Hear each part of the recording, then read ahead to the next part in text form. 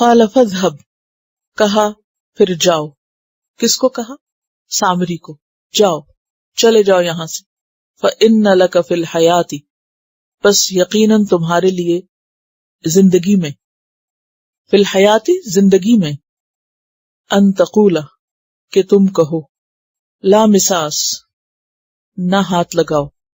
مساس جو ہے باب مفعلہ سے ہے ایک دوسرے کو ہاتھ لگانا، کہ تم جس کو بھی دیکھو کیا کہو، مجھے ہاتھ نہ لگاؤ، میرے قریب نہ آؤ. تو سامری کی سزا کیا تھی کہ پوری قوم اس کا سوشل بائیکاٹ کر دے. اور اس کے لیے قوم کو نہیں کہا گیا بلکہ خود اسی کو کہا گیا کہ تم کسی کے قریب نہیں جاؤ گے، اور اگر کوئی تمہارے قریب آئے گا تو تم بول اٹھو گے کیا؟ لا مساس، ڈونٹ ٹچ، ہاتھ نہیں لگاؤ، میرے پاس نہیں آؤ. کیونکہ اس نے لاکھوں کی تعداد میں لوگوں کو بے وقوف بنایا، اپنے پیچھے چلایا. تو اس کی جزا کیا ہے کہ اب تم کسی سے بھی کوئی تعلق نہیں رکھو گے، کوئی تم کو ہاتھ بھی نہیں لگائے گا. اور کہا یہ جاتا ہے، بائبل کا بیان ہے یہ، کہ سامری کو کوڑ کا مرض ہو گیا تھا. کوڑ کیا ہوتی ہے معلوم ہے آپ کو؟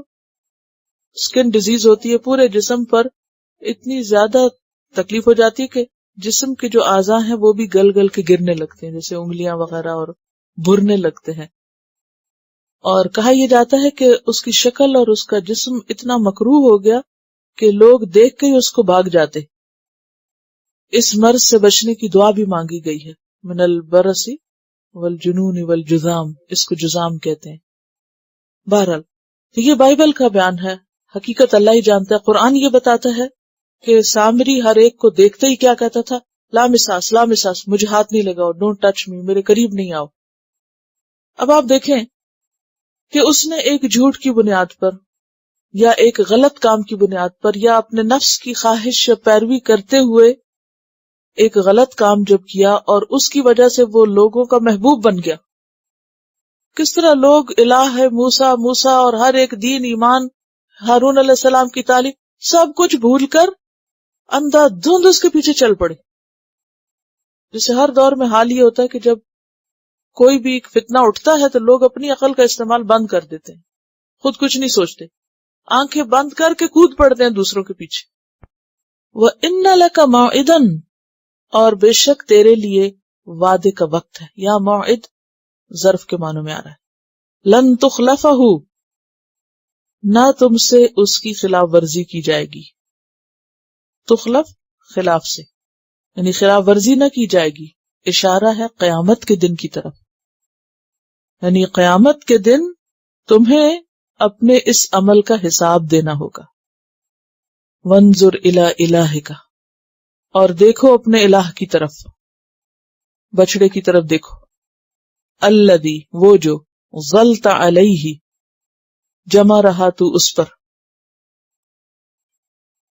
ظلت علیہ عاکفا، رہا تو اس پر جم کے بیٹھنے والا.